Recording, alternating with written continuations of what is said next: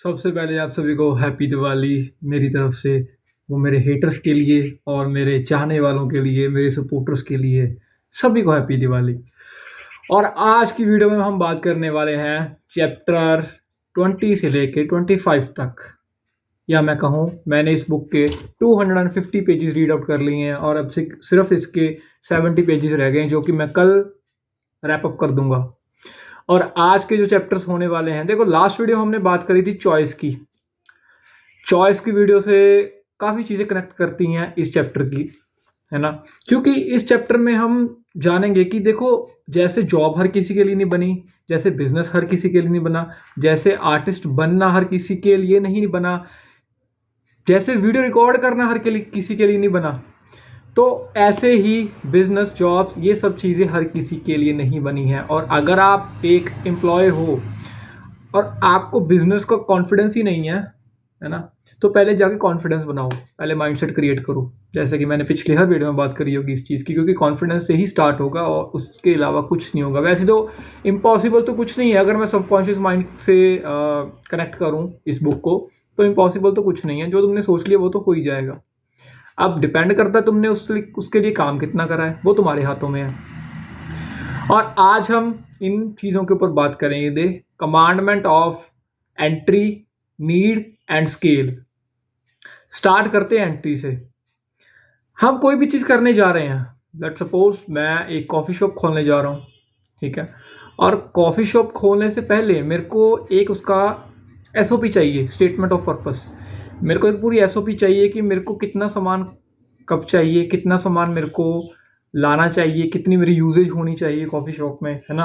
अगर मेरे बिक रहे हैं दिन के 10 कप, तो मैं 100 कप तो नहीं बेच सकता ना, कैसे बेचूंगा अगर बिक ही 10 रहे हैं तो तुम्हारी एंट्री जो है वो प्री प्लान होनी चाहिए। और जब भी तुम एंटर कर रहे हो किसी भी चीज़ में, वो तुम्हारा ये सोच के एंटर करो कि भाई पहली 2-3 बार तो फेलियर ही मिलेगा, क्योंकि पहली 2-3 बार में ही लोग पीछे हट जाते हैं जब उनको सक्सेस नहीं दिखती। अब देखो, इसका भी एक अल्टरनेटिव है। अगर तुम अच्छे से रिसर्च करके जाओगे, लोकेशन देख के जाओगे, मतलब 99.9% चांस है कि आपका जो बिजनेस फेल नहीं होगा, अगर तुमने अच्छे से रिसर्च करी होगी मार्केट क्या चाहती है ना।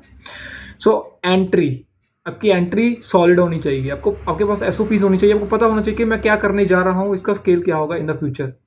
और एंट्री जो है ना, वो एक इवेंट नहीं है, वो प्रोसेस है। जैसे कि मैंने पिछली वीडियो में बात करी थी, शायद 2-3 दिन पहले। Entry is a process, not an event. Event यानी कि जो हमें दिखता है वो नहीं है, उसके बैक एंड पे बहुत कुछ चल रहा है। तो ये हमारी एंट्री का पार्ट हो गया। अब पार्ट आता है हमारा नीड का। आपने देखा होगा, एक कहावत है बड़ी पुरानी कि लोग गंजे को कंघी बेच देते हैं, कि सेल्समैन ऐसा होना चाहिए जो गंजे को कंघी बेच दे। बट आज के टाइम में ऐसा नहीं है, क्योंकि आजकल लोग बहुत ज़्यादा स्मार्ट हो चुके हैं। लोगों को पता है उनको क्या चाहिए, क्या नहीं चाहिए। आजकल न्यूरो मार्केटिंग का बहुत यूज़ होता है। अगर आपको चीज़ चाहिए भी नहीं है, तब भी वो चीज़ आपको दिलाई जाती है। जब से ये न्यूरो मार्केटिंग का कॉन्सेप्ट मार्केट में आया है या वर्ल्ड में आया है, ये बहुत ज़्यादा फेमस हो गया है। जैसे छोटे छोटे कोट्स, अमेजोन की जैसे डील्स आती हैं, स्नैप डील्स है, जैसे बड़ी बड़ी डील्स आती हैं, कैडबरी की जो उन्होंने कनेक्ट कर दी एक फैमिली के साथ। सो वो सब चीज़ें, उसे हम न्यूरो मार्केटिंग, इसकी मैं एक अलग वीडियो बना दूंगा। फिलहाल के लिए हम जानते हैं कि नीड। अब देखो, जैसे मैंने बात करी कि गंजे को कंघी नहीं बेच होती आज के टाइम में।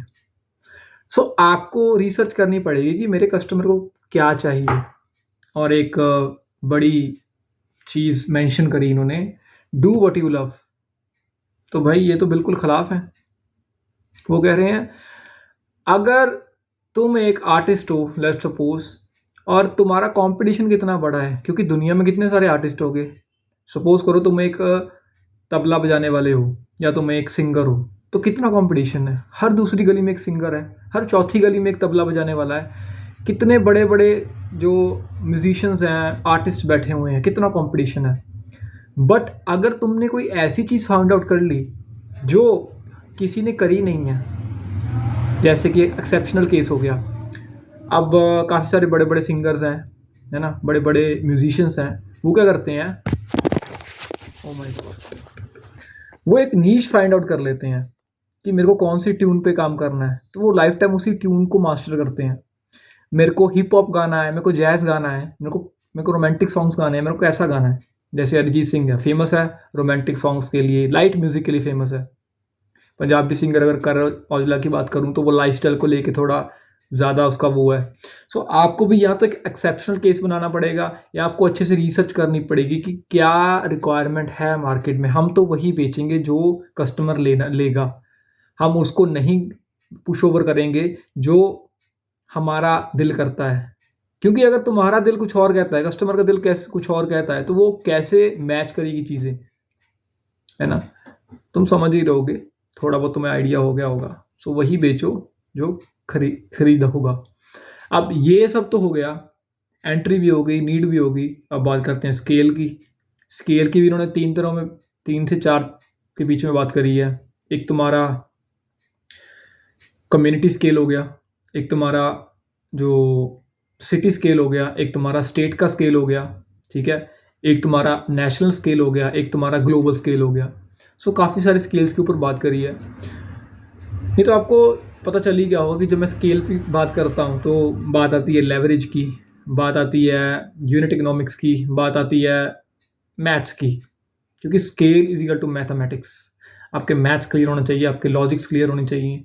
लॉजिक्स कैसे क्लियर होने चाहिए? अगर तुम्हें पता है कि मेरी कॉफ़ी 10 रुपये की है और मेरे को 4 रुपये का प्रॉफिट हो रहा है, ठीक है?